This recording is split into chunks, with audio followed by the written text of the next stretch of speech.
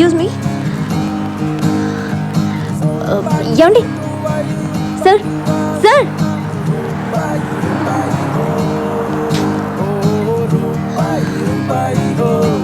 Excuse me, you Indian, I Indian. One scotch please.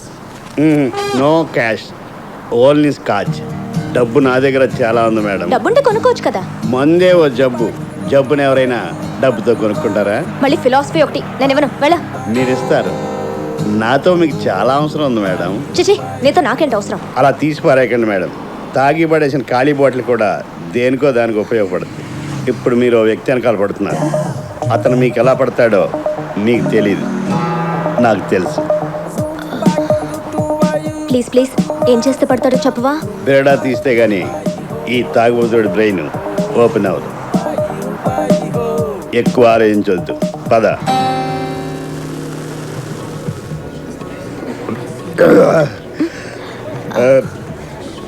తెలుగుడే కాబట్టి సెంటిమెంట్తో కొడితే పడిపోవచ్చు. Sentiment ఎక్కడ దొరుకుతుంది? నాకు తెలిసి ఈ బార్లో దొరకదు. ట్రై చేస్తే చెరులో దొరుకుద్ది.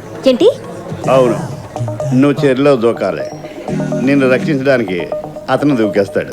మన వాళ్ళకి సెంటిమెంట్ ఎక్కువ కదా. బాడీ టచ్ అవుతాయి. పైన నోరు లేని మేఘాలు టచ్ అయితేనే పిడుగులు పుడుతున్నాయి.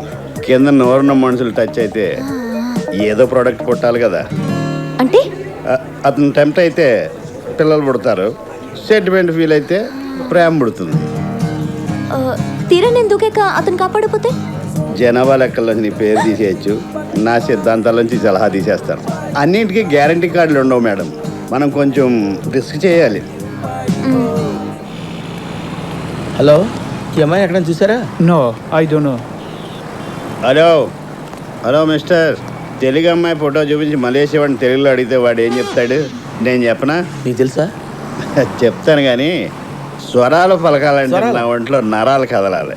అంటే నీ నరాలు సాగదీయాలా? కడుపులో స్కాచ్ పోయా, అంతే కదా. నీకు ఈ అమ్మాయి డీటెయిల్స్ కావాలి అంతేనా? అంతే. ఈ అమ్మాయి పేరు ఇందు, ఏజ్ 20. నీకేమవుద్ది? మా బావగారు కూతురు. అమ్మా, నీకిన్ని విషయాలు తెలిసి నన్ను అడుగుతావా? ఎటకారమా? నా తెలివితేటలు టెస్ట్ చేస్తున్నావా? నన్నే కొడతావా? నేను ఎవరో తెలుసా నీకు? అమ్మ మళ్ళీ కొట్టాడు. నువ్వెవడో కూడా నీకు తెలీదా? లే లే లే, హలో, బిల్లు కట్టి పరిగెట్టు పో. ఈ ఎంగిల్ తీసుకెళ్ళు. ఇలా అమ్మా, ఒక పెగ్గ స్కాచ్ తాగించి 4 పెగ్గలు కక్కిందా అనుకుంటున్నావా? ఆహా.